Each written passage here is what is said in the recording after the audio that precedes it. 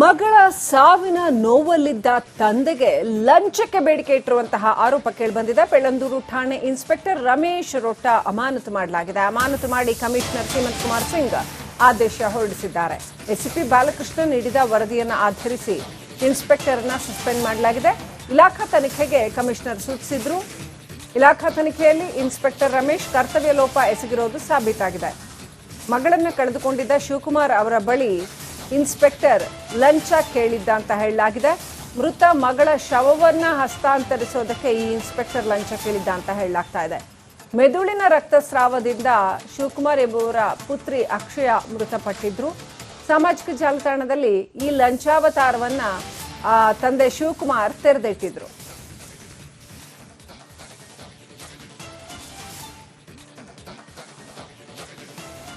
ಶಿವಕುಮಾರ್ ಅವರ ಪುತ್ರಿ ಅಕ್ಷಯ ಅವರು ಮೃತಪಟ್ಟ ಸಂದರ್ಭದಲ್ಲಿ ಮೆದುಳಿನ ರಕ್ತಸ್ರಾವದಿಂದ ಆಕೆ ಮೃತಪಟ್ಟಿದ್ರು. ಆ ಸಂದರ್ಭದಲ್ಲಿ ಮಗಳ ಶವವನ್ನ ಹಸ್ತಾಂತರಿಸೋದಕ್ಕೆ ಈ ಇನ್ಸ್ಪೆಕ್ಟರ್ ರಮೇಶ್ ಕರ್ತವ್ಯ ಲೋಪ ಎಸಗಿದ್ದು ಗೊತ್ತಾಗಿದೆ. ಆ ಸಂದರ್ಭದಲ್ಲಿ ಲಂಚ ಕೇಳಿದ್ರಂತೆ.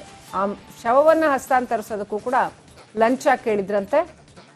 ಇದೀಗ ಹೇಮಂತ್ ಕುಮಾರ್ ಸಿಂಗ್ ಅವರು ಇಲಾಖಾ ತನಿಖೆಗೆ ಆದೇಶ ಕೊಟ್ಟಿದ್ರು. ಬೆಳ್ಳಂದೂರು ಠಾಣೆಯಲ್ಲಿ ಇನ್ಸ್ಪೆಕ್ಟರ್ ಆಗಿ ಕೆಲಸ ಮಾಡ್ತಾ ಇದ್ದಂತಹ ರಮೇಶ್ ರನ್ನ ಇದೀಗ ಅಮಾನತು ಮಾಡಲಾಗಿದೆ.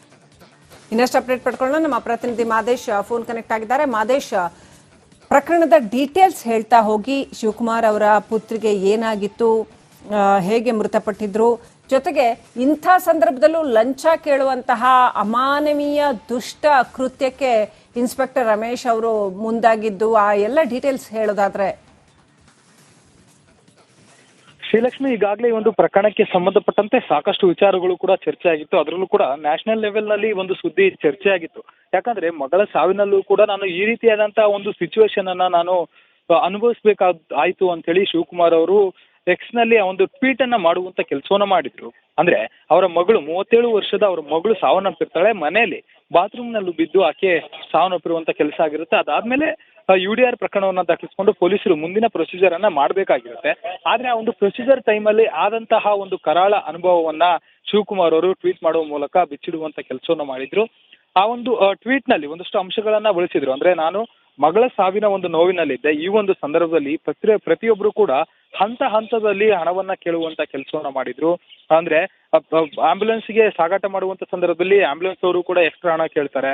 ಜೊತೆಗೆ ಪೊಲೀಸರು ಕೂಡ ಈ ಒಂದು ಪ್ರೊಸೀಜರ್ ಅನ್ನ ನಡೆಸೋದಕ್ಕೆ ಹಣವನ್ನ ಕೇಳುವಂತ ಕೆಲಸವನ್ನು ಮಾಡುತ್ತಾರೆ. ಇದಲ್ಲದೆ ನಾನು ನೋವಿನಲ್ಲಿದ್ರು ಕೂಡ ಪೊಲೀಸರು ನನ್ನ ಜೊತೆ ದುರ್ವರ್ತನೆಯನ್ನ ನಡೆಸ್ಕೊಳ್ತಾರೆ. ಅಂದ್ರೆ ರ್ಯಾಶ್ ಆಗಿ ಮಾತನಾಡುವಂತ ಕೆಲಸವನ್ನು ಮಾಡ್ತಾರೆ. ನನ್ನ ಮೇಲೆ ಸಸ್ಪೆಕ್ಟ್ ಮಾಡುವಂತ ಕೆಲಸವನ್ನ ಇನ್ಸ್ಪೆಕ್ಟರ್ ರಮೇಶ್ ಅವರು ಮಾಡಿದ್ರು ಅಂತ ಹೇಳಿ ಗಂಭೀರ ಆರೋಪಗಳನ್ನ ಮಾಡುವಂತ ಕೆಲಸವನ್ನ ಮಾಡಿದ್ರು. ಅವರೆಲ್ಲರಿಗೂ ಕೂಡ ನಾನಾದ್ರೂ ಪೇ ಮಾಡಿದೆ. ಆದ್ರೆ ಬಡವರ ಪರಿಸ್ಥಿತಿ ಏನು, ಬಡವರಾಗಿದ್ರೆ ಈ ರೀತಿಯಾದಂತಹ ಸಂದರ್ಭಗಳನ್ನ ಯಾವ ರೀತಿ ಎದುರಿಸ್ತಾರೆ ಅನ್ನುವಂತ ಪ್ರಶ್ನೆಯನ್ನ ಮಾಡುವಂತ ಕೆಲಸವನ್ನ ಶಿವಕುಮಾರ್ ಅವರು ಮಾಡಿದ್ರು. ಆ ಒಂದು ವಿಚಾರ ಸೋಷಿಯಲ್ ಮೀಡಿಯಾದಲ್ಲಿ ಸಾಕಷ್ಟು ಟ್ರೆಂಡ್ ಆಯಿತು. ಜೊತೆಗೆ ಈ ಒಂದು ಟ್ವೀಟ್ ಅನ್ನ ಸಂಸದ ತೇಜಸ್ವಿ ಸೂರ್ಯ ಅವರು DK ಶಿವಕುಮಾರ್ ಅವರನ್ನ ಟ್ಯಾಗ್ ಮಾಡಿ ಅದನ್ನ ಪ್ರಶ್ನೆ ಮಾಡುವಂತ ಕೆಲಸವನ್ನು ಕೂಡ ಮಾಡಿದ್ರು. ಆ ಒಂದು ವಿಚಾರ ಜಾಸ್ತಿ ಟ್ರೆಂಡ್ ಆದಂತ ಬೆನ್ನಲ್ಲೇ ಒಂದಷ್ಟು ಅಮಾನವೀಯವಾಗಿ ಈ ರೀತಿಯಾಗಿ ನಡೆಸ್ಕೊಳ್ಳಲಾಗ್ತಿದೆ, ಯಾವ ಕಾಲದಲ್ಲಿ ಇದೀವಿ ಅನ್ನುವಂತ ಪ್ರಶ್ನೆ ಕೂಡ ಉದ್ಭವ ಆಗಿತ್ತು. ಹೀಗಾಗಿ ಈ ಒಂದು ವಿಚಾರಕ್ಕೆ ಸಂಬಂಧಪಟ್ಟಂತೆ ಪೊಲೀಸ್ ಹಿರಿಯ ಅಧಿಕಾರಿಗಳು ಗಂಭೀರವಾಗಿ ಪರಿಗಣಿಸಿ ಮೊದಲ ಹಂತದಲ್ಲಿ PSI ಅನ್ನ ಅಮಾನತು ಮಾಡುವಂತ ಕೆಲಸವನ್ನು ಮಾಡಿದ್ರು. PSI ಮತ್ತೆ ಹೆಡ್ ಕಾನ್ಸ್ಟೇಬಲ್ ಅನ್ನ ಅಮಾನತು ಮಾಡುವಂತ ಕೆಲಸ ಮಾಡಿದ್ರು. ಈಗ ಇನ್ಸ್ಪೆಕ್ಟರ್ ಅನ್ನ ಅಮಾನತು ಮಾಡಿ ಕಮಿಷನರ್ ಆದೇಶವನ್ನ ಮಾಡಿದ್ದಾರೆ. Sreelakshmi, thank you Madesh ಡೀಟೇಲ್ಸ್ಗಾಗಿ.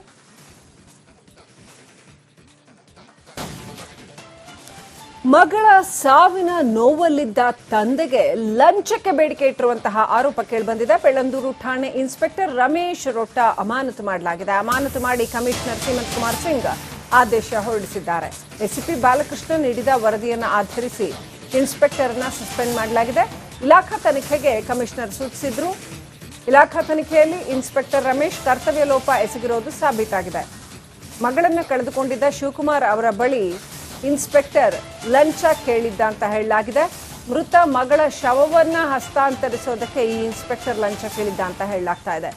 ಮೆದುಳಿನ ರಕ್ತಸ್ರಾವದಿಂದ ಶಿವಕುಮಾರ್ ಎಂಬುವರ ಪುತ್ರಿ ಅಕ್ಷಯ ಮೃತಪಟ್ಟಿದ್ರು. ಸಾಮಾಜಿಕ ಜಾಲತಾಣದಲ್ಲಿ ಈ ಲಂಚಾವತಾರವನ್ನ ತಂದೆ ಶಿವಕುಮಾರ್ ತೆರೆದಿಟ್ಟಿದ್ರು.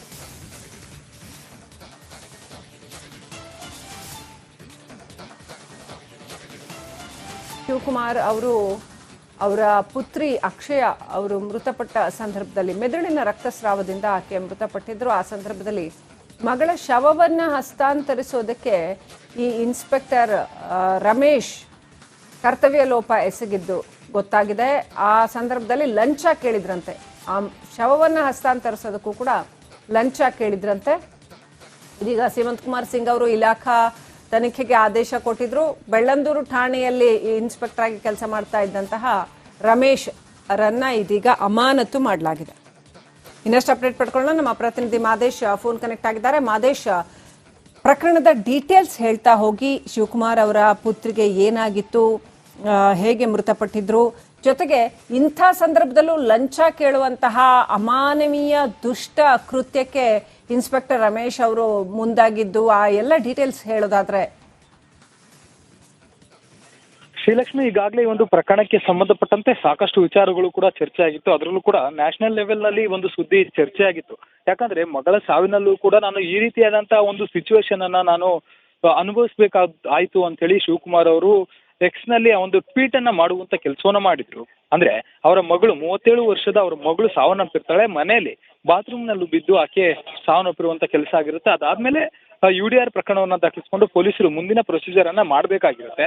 ಆದ್ರೆ ಆ ಒಂದು ಪ್ರೊಸೀಜರ್ ಟೈಮಲ್ಲಿ ಆದಂತಹ ಒಂದು ಕರಾಳ ಅನುಭವವನ್ನ ಶಿವಕುಮಾರ್ ಅವರು ಟ್ವೀಟ್ ಮಾಡುವ ಮೂಲಕ ಬಿಚ್ಚಿಡುವಂತ ಕೆಲಸವನ್ನ ಮಾಡಿದ್ರು. ಆ ಒಂದು ಟ್ವೀಟ್ ನಲ್ಲಿ ಒಂದಷ್ಟು ಅಂಶಗಳನ್ನ ಬಳಸಿದ್ರು. ಅಂದ್ರೆ ನಾನು ಮಗಳ ಸಾವಿನ ಒಂದು ನೋವಿನಲ್ಲಿದ್ದೆ. ಈ ಒಂದು ಸಂದರ್ಭದಲ್ಲಿ ಪ್ರತಿಯೊಬ್ರು ಕೂಡ ಹಂತದಲ್ಲಿ ಹಣವನ್ನ ಕೇಳುವಂತ ಕೆಲಸವನ್ನ ಮಾಡಿದ್ರು.